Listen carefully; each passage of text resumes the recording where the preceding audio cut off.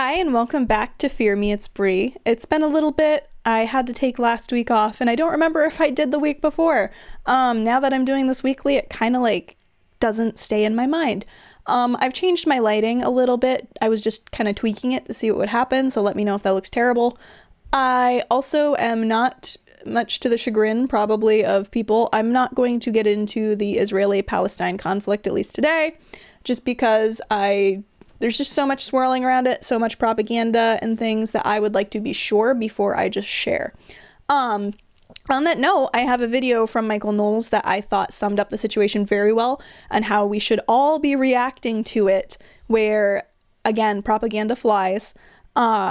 We've had things that have seemed very oh my word, that's atrocious, I can't believe that's happening, and then it's debunked as, actually, this video might be real, but it was from a separate civil war in a separate nation 5 years ago or something like that.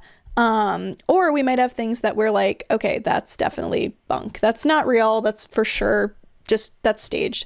And then we find out credibly, actually, that one was real. So there's just so much flying around and so much being shared that I want to be careful what I share, because both sides will effectively use propaganda and emotional bait to make you, hook, line, and sinker, want to jump on their bandwagon. And I think that Knowles had a very good explanation, basically, of how we should be reacting to this, how we should look at it, and that we should be triple checking everything and making sure that our sources are sound before we just hit share on things. So that's about all I will go into on that, just because at this time I want to focus on other things because everybody else is focusing on it. As important as it is, I believe it is important to be aware and to be abreast of the situation. I do not, however, want to share with you personally, I do not want to share with you the graphic images that I have seen from either side, from the civilians being bombed in Israel and everything happening there, to the civilians being bombed and killed in Gaza, because that stuff mentally will mess with you. It will destroy your soul if you look at it too much. And I just do not want to be the bearer of those things, especially where some have been verifiably proven false and some have been verifiably proven true. We just don't know what is real, what is true in this age of fast information. And I also believe that we were not meant to consume all of this death, carnage, and gore because of what it mentally does to humans to have all this. And why is it lagging?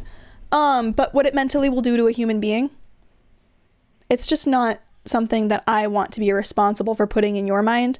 Be aware of what's going on, know what's going on, be aware that there are atrocities happening, but don't dwell on it and obsess over it and look at these images like they're a pornography addiction. Don't treat images of war like pornography is basically what I'm saying. Because just like how pornography will alter your mind and it will destroy your brain and alter your brain chemicals, this will do the same. So that's all I will say about that. I will play the Michael Knowles clip in just a second, but first I'm going to say that if you want to find me anywhere, you can at Fear Me It's Bree on Instagram and Twitter. Those are the places that I inhabit the most. I recently downloaded TikTok again. I don't know how often I will use that, but I just felt like, why not? What could go wrong with downloading TikTok, right? So we'll see how that goes. Again, I'm not very active on there. I kind of forget that I have it. So we're going to hop over to the Michael Knowles clip real quick, and I'm going to play that. And I'm also going to turn down my microphone because I tried doing this a second ago and I didn't, and the echo was horrendous. So we're going to mute me real quick, and we're going to let Michael have the final word on everything I just said. Recommendation when it comes to analyzing these events is to be extremely skeptical of any information that you see swirling coming out of any side about any aspect of this war. Double check, triple check, everything. Propaganda flies a lot faster in times of war. Wars in the Middle East, wars around the Holy Land are particularly tense. They involve basically every single player on Earth. We were already on the brink of World War III because of the first major war in Europe breaking out since World War II. The global order can collapse very, very quickly. World wars have started for a lot less than this. Be very careful of the information you're seeing.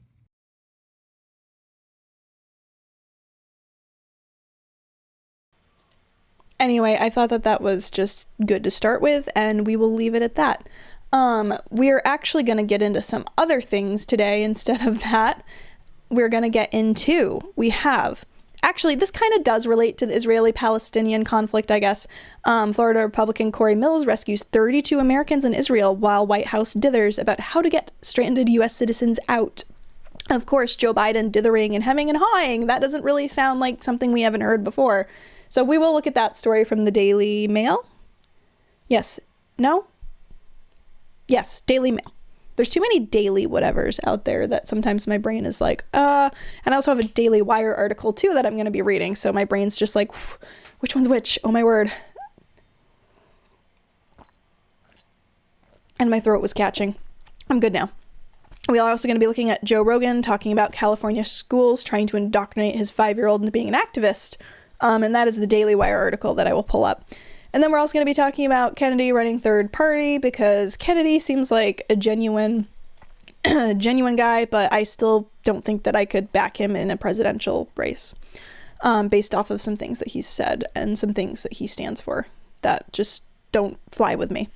So we're going to head over to, let's do first the Joe Rogan one, I guess, because that's kind of the one that my brain was the most interested in the lineup. So, Joe Rogan, California schools were trying to indoctrinate my 5-year-old. Podcast legend Joe Rogan revealed this week some of the woke indoctrination that his children faced while they were going to school in California. And I'm not going to play the videos just because Joe Rogan's known for a lot of language that I try not to have on here. So I'm not going to play them, but I will read the transcript things that they provide in this article for context.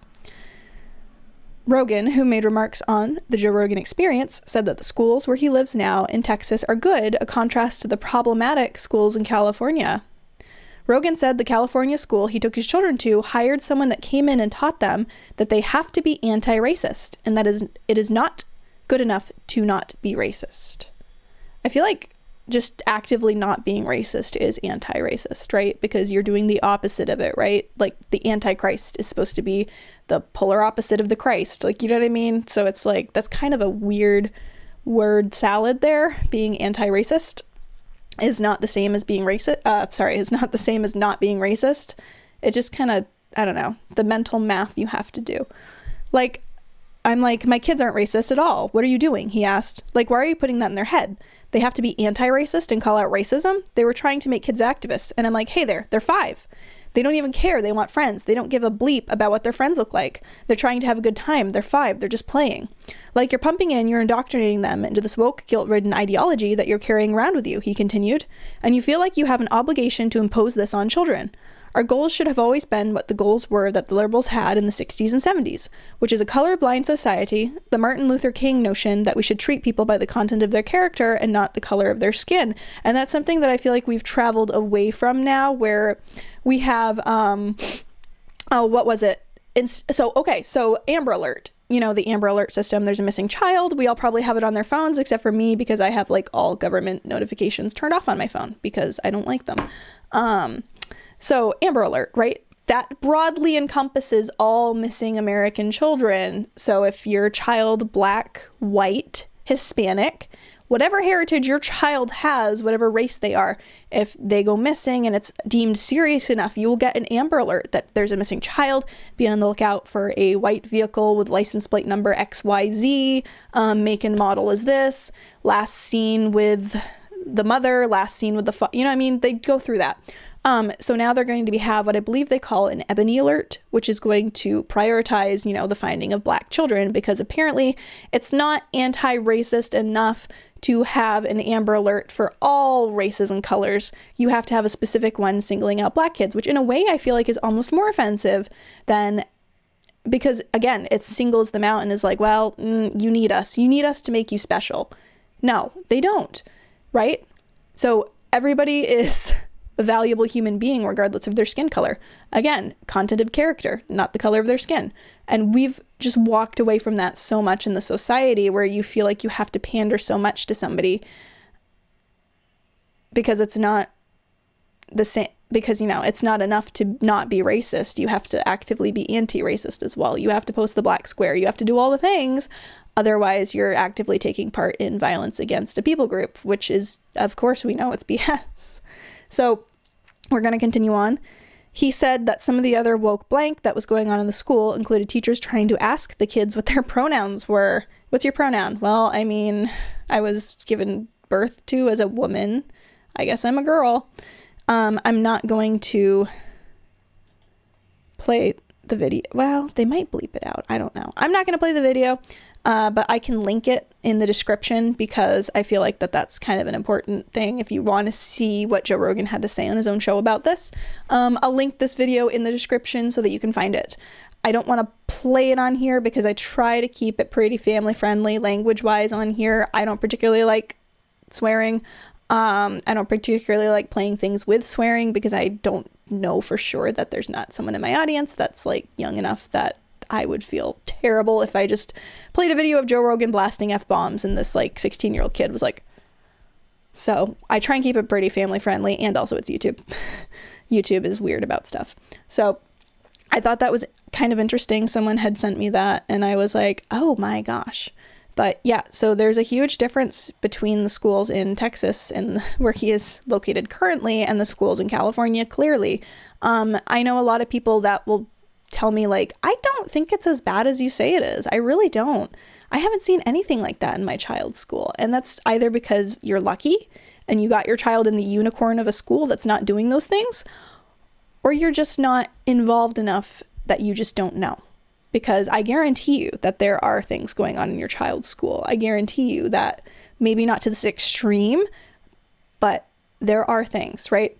So I thought that was interesting. And today might actually be a quick episode. I know I say that every week and then I'm like, but wait, there's more. So we're just going to go over to the Florida Republican Cory Mills story from Daily Mail. And I'm going to pull that up on here so that you can see it as well. Also, I am very bad with technology and my husband turned down the brightness on the laptop because we've been using it for watching stuff and gaming. So in our room, we have, where I am now actually, we have a monitor. That's why sometimes I've said this before, if you see me looking off in this direction, it's because there is a monitor right there and I'm looking at stuff on it versus the monitor that I have here that I try and read from so that I'm more focusing you. So it feels a little more like I'm talking to you and I'm not just dawdling over here like Biden. So he turned the brightness down on the screen. So I'm kind of like squinting here to read it. Maybe I should have put my glasses on today. I don't know. We'll just roll with it. And I know I should know how to turn the brightness back up, but it's confusing, okay, with the split screens. All right. So we're going to hop into this article and I'm going to pull it up on my OBS. There we go. Florida Republican Cory Mills rescues 32 Americans in Israel while White House dithers about how to get stranded U.S. citizens out. Mills flew to Israel on an overnight flight to rescue Americans who are stuck there. The White House is yet to confirm when it will offer evacuation flights. 22 Americans dead and 17 are missing, including some hostages. So this was yesterday is when this article came out, so it could be updated since then. I'm not sure, but I figured that we would just look at this and have a go. And I'm going to pause that because it just plays things. That's one thing I hate about Daily Mail is they're plagued with ads that I'm just like I'm always having to pause things. I'm always having to anyway, I digress. Florida Republican Cory Mills has rescued 32 Americans stranded in Israel as its flight against Hamas intensifies. Today, photos of Mills, an Iraq veteran, emerged in which he was seen with a large group on a bus leaving the war-torn country. Mills told the Floridian that he flew overnight yesterday to get to the combat zone to help. He provided similar help in September 2021 during the disastrous withdrawal of troops from Afghanistan. And I remember that he was one of the ones that did that. It kind of became his own personal Dunkirk, where he went in and was like, the military's not getting you out, citizens will. So he went in and he helped get Americans out of Afghanistan when the Biden administration was just leaving them behind and just not executing the operation in a timely, effective, or even appropriate manner. His exact location in Israel is unclear and is unknown if he is safely returned back to the U.S. Again, this was yesterday, so he could be back. Not sure yet. There's an image of Cory Mills evacuating 32 Americans from Israel today after flying to the region overnight. It is unclear if he and the group have returned to the US or whether he plans more trips. And that's him in the bus with the group. His efforts on Wednesday came as the White House pondered its plan for getting any stranded Americans out. At a briefing this afternoon, John Kirby, Strategic Communications at the National Security Council, said there were active conversations about how to bring Americans and dual citizens home, but no specifics had been decided upon. We're in active touch with American citizens in Israel. Many of them are dual nationalities. There's still commercial carriers flying in and out, and there are very viable ground routes. Yeah, well, those ground routes might not be that viable for much longer if you have multiple countries lobbing things at each other, not really caring who is in the path.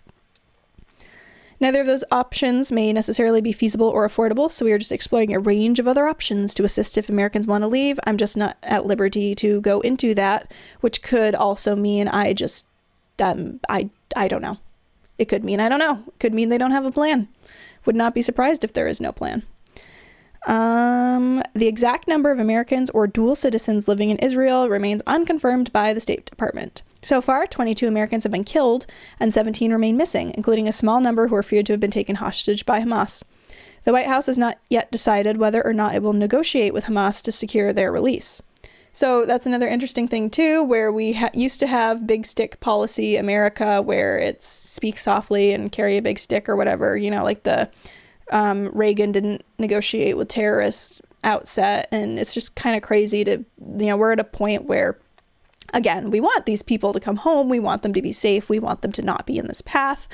Unfortunately, when you travel to a country like that, that is maybe not an active combat zone at the moment that you chose to travel there, because you probably wouldn't have chosen to travel there if you'd known, unless you're on some kind of a special mission or something, or a missionary or this or that. Like, they will travel into those areas. But just average Americans or tourists, they don't intentionally go into active combat zones. But you also have to have the understanding that you are going somewhere that could easily, quickly become that because of the tensions in the Middle East amongst themselves. That this could quickly turn into something dangerous. This could quickly turn into a hostage situation. This could quickly turn into this. So on one hand, you do want to get these people back. You also don't want to see the United States government negotiating with terrorists. So that's another thing that's kind of like what we have gone from the days of, wasn't it when Reagan was inaugurated, there was a hostage situation that the day that he got into office, the hostages were released because they knew America wasn't going to play. We got to send back their people. It's just crazy how we've fallen from that, especially with the current administration where we have other world leaders laughing at us, which is why I don't think that America is in a position to do any good, to help. Also actively funded Hamas with the things that Biden left behind, right? So you had Hamas soldiers carrying, I forget which ones it was, but typically you would see them carrying AK-47s, but they had M16s or whatever they were. And that would be standard issue American military rifle. So clearly they got those from somewhere. And it seems to be allegedly that the stuff that Biden left behind and was like, just leave it, is what they're using. So we did, in a way, apparently directly provide aid to the wrong side here. And we also gave, $6 million to Iran and said, hey, don't use that for terrorism, use it for good things. And they were like, we're going to do what we want with this money. It's ours now. So again, we have the Biden administration failing on all fronts to prevent this kind of stuff from happening. So no wonder that they're looking at striking deals with terrorists. Again, America is not what it used to be. Which is part of why I think that I take the decision that, Israel can and should defend itself. But I don't think, I wasn't going to go into this, but I don't think that America has a place in this. I think that it needs to stand down. I think it needs to let Israel is one of the most technologically advanced militaries on the planet. They train every citizen to be a soldier. If anyone has this, they have this. And I think America's lost its right to be the world power here. And I think it needs to stand down and stay out of this. Although you could beg the question that, well, we indirectly, directly, whatever you want to say, aided the wrong side here. So maybe we should go clean up our mess. It's just such a tricky situation that I just don't know. But I would like to say that I don't think that America should be involved. Let's see. The White House has not yet decided whether or not it will negotiate with Hamas to secure their release. There is yet to be any proof of life for those who have been taken. Among the unaccounted for are dual citizens, including young Israeli-American teenagers who were fighting in the IDF. That's concerning that you have teenagers fighting in the Israeli Defense Force. I know it's a different situation there. Again, like what is it, mandatory military service once you graduate high school. Maybe it's even earlier than that. I don't know a ton about the Israeli military in that like deeper sense, but the fact that you have teenagers fighting in their defense force is, wow, okay, that's concerning. Rodham, 16-year-olds. Again, maybe their standards lower there. Maybe you can go to war at 16, whereas here you have to be 18. Rodham, 16, survived by playing dead. Today he told the horrors he witnessed. So, yeah. And I'm not going to dwell too quickly on that image. We're going to play Biden's video real quick. It's about a minute long. Do I want to? It's not pausing correctly, and why does he keep scratching his face? So there was another thing, too, as well, that I'm just going to throw out there while we're on this topic, I guess. I wasn't going to go into it, guys, and you made me. Biden also gaffed and said that, he saw specific images, and the White House came out and said, well, he didn't see them. He's just basing it off of an Israeli report. But his direct wording was, I never thought I would have to see, or I don't know. In other words, he said, I'm going to find the tweet because I shared it, because I think it's kind of important to recognize that, the president of the United States is a pathological either liar or he just does not know what he's saying and just says things, because it's like, dude, come on. All right. So I gotta find it. It's down here. All right. So I shared this tweet and I captioned it. So what you were saying is POTUS is a liar, because right here, clarification from the White House regarding Biden's remarks. I've been doing this a long time, Biden said at the White House. I never really thought that I would have confirmed pictures of terrorists beheading children. A White House spokesperson later clarified the U.S. officials and the president have not seen the pictures or confirmed such reports independently. The president based his comments about the alleged atrocities on the claims from Netanyahu's spokesman and media reports from Israel, according to the White House. In response to questions from The Post, an Israeli Defense Forces spokesperson declined to comment on the state of the victims' bodies. And this video I will play really quickly so that we can get the context of it. I will turn myself down. I never really thought that I would see and have confirmed pictures of terrorists beheading children. I never thought I'd ever, anyway, but there are. So I would say, again, we're talking about terrorists here. We are talking about very evil people who I would not be, would genuinely do these things. So the fact that he was like, I saw it with my own eyes, essentially, when he didn't, doesn't negate that it didn't. It doesn't negate that it happened. It very likely still happened. But at least be upfront and honest that, no, I have not seen these things with my own eyes, but I trust Israeli intelligence. I trust Netanyahu. You know what I mean? He could have very easily worded that differently. So we beg the question of, is he intentionally lying to the American people, or is he just his addled brain is just like, oh yeah, right. Yeah, well, I saw that, because it just doesn't know what else to say. Or he's stumbling on his words again, and I saw that. I saw it, because he doesn't know what he's saying.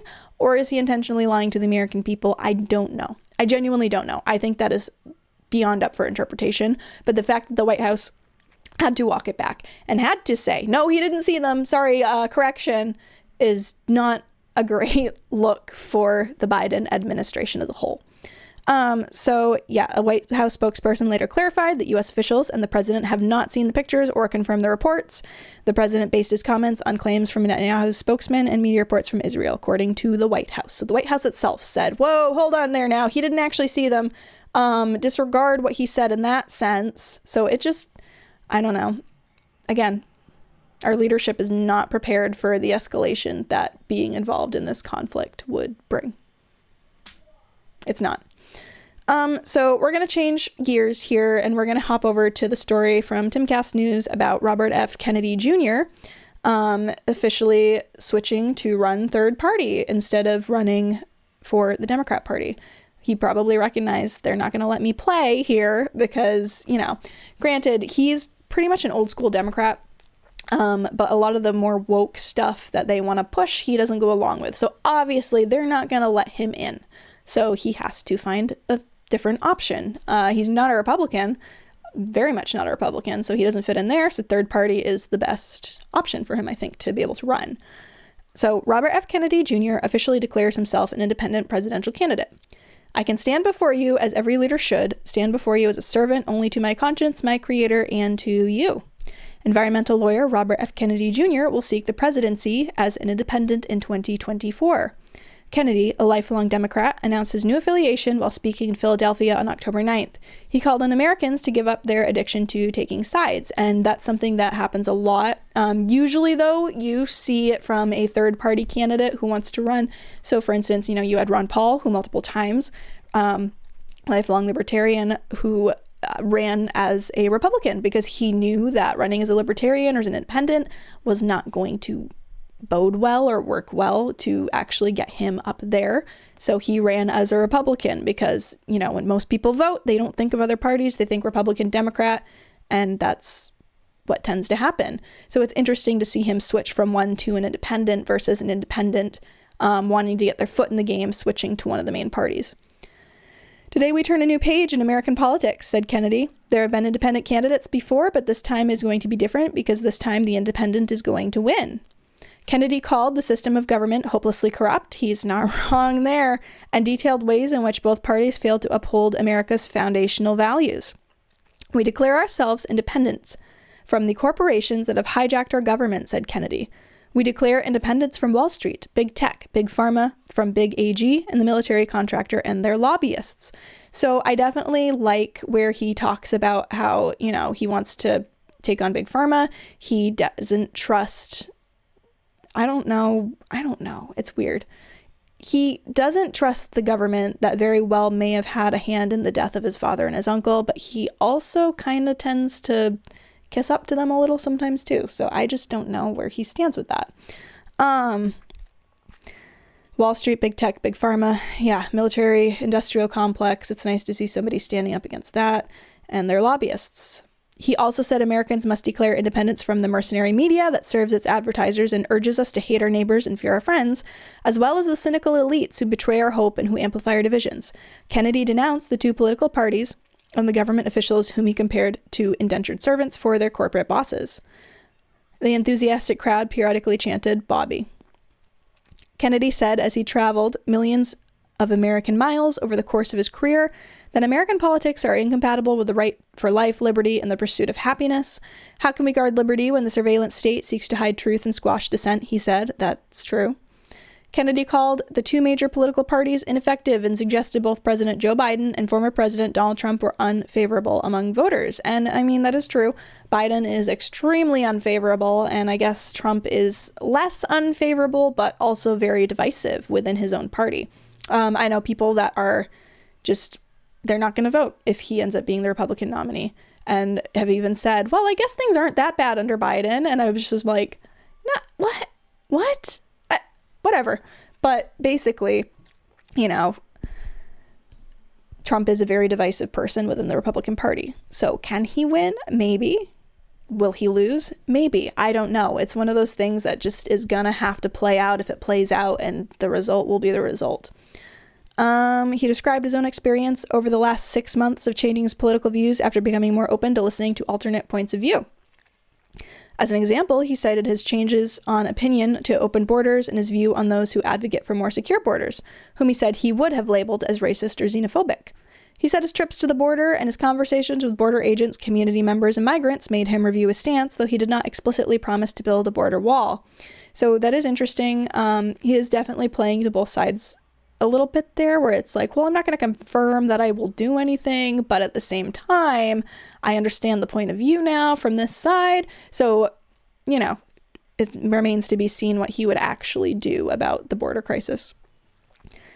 Kennedy also vowed to hold his opinions lightly and choose not the easy path or the established path, but the right path.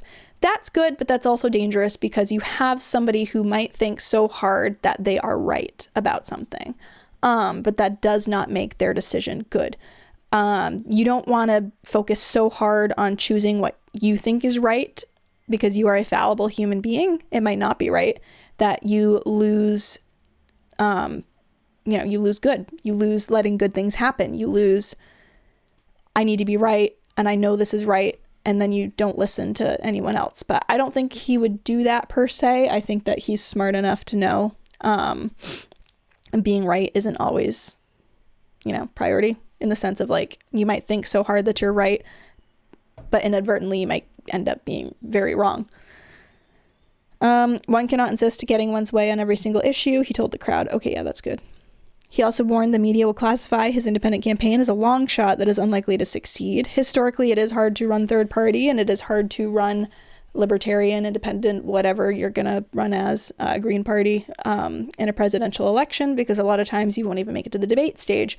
I know where I am, I don't think that we will have a libertarian primary necessarily. As far as I know, as of right now, there are too few registered libertarians in the state to have that be in the primary, alongside Trump and Biden and whoever's, the Democrat and Republican will vote as their primary candidate.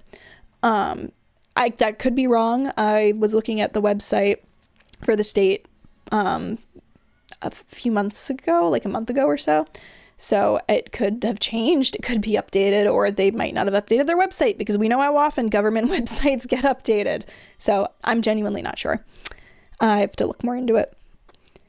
I'm going to spoil it for both of them, Kennedy said, calling his campaign a populist movement that defies left-right division, that offers authentic challenge to establish power.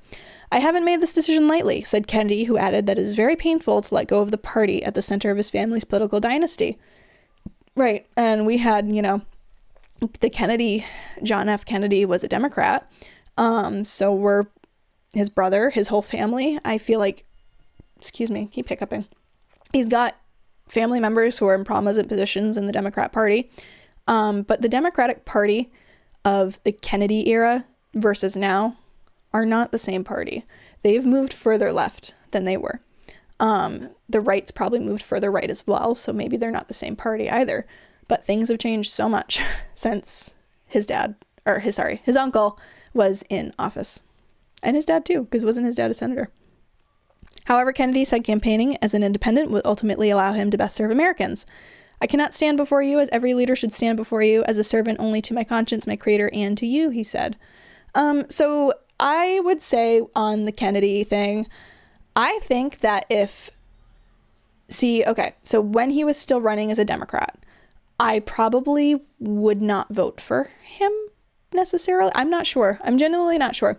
I think that if he got elected under the under the Democrats, he would be a lot better than the ones that we have in power right now, for sure. And I think it would be an improvement on the party. He's no longer running as a Democrat. He is now running as an independent. One thing I was not a fan of with him is listening to a Twitter space that he was a part of. He specifically was asked about gun control and, dialing back the Second Amendment and putting restrictions on things. And his wording was not yet, because something about he recognized that right now is not a good time to get into that, with how polarized it is and stuff. But just the fact that he said not yet instead of absolutely not, or even said, I don't know, just the fact that he said not yet implies that at some point I probably will. I might, down the road, that's probably going to happen if he's president. So I did not like that about him. I know his stance on abortion, I don't believe I was a fan of, because if I'm going to be super right wing on anything, it's abortion. I think that it should be banned, genuinely. in all cases and all scenarios. And he does not hold that. But I do think that he held a pretty moderate Democrat position of abortion. He seemed to hold the safe, legal, rare position, which I know Donald Trump holds and Ron DeSantis also holds. Despite the 6-week ban, he did go on Bill Maher and talk about how that was not him. That was the Florida legislator that chose that. And he just signed it into action, and that he preferred the 15-week ban. So I don't necessarily remember if he's any different than Trump and DeSantis are in abortion, but he definitely would not be my first pick per se, but I also think that he would be better than what we have now, so I'm open to it, I guess. And with that, I think I'm done. This definitely was a very short episode today. Oh my gosh, I never get this short of an episode. I'm at 35 minutes and 20 seconds right now. So I think I will end that here today. I don't want to chance fate and try and go further with this and then have little pitter patter of feet walk in here and ask me for a snack or something like that. So my goal is to be back next week, Thursday night at 6 p.m. with another episode. I will try my best to record. We are entering flu season as well, and my family keeps getting hit with little things like that. So we end up getting ill and just plans go out the window. That happened to us this week, but I fortunately was still able to sit down and have a few minutes to do this. So I hope everyone has a great rest of their week. Again, stay skeptical, but also keep an open mind. And I will be back next week, and I will see everyone in about a week, unless you come find me on Twitter at FearMeIt'sBrie.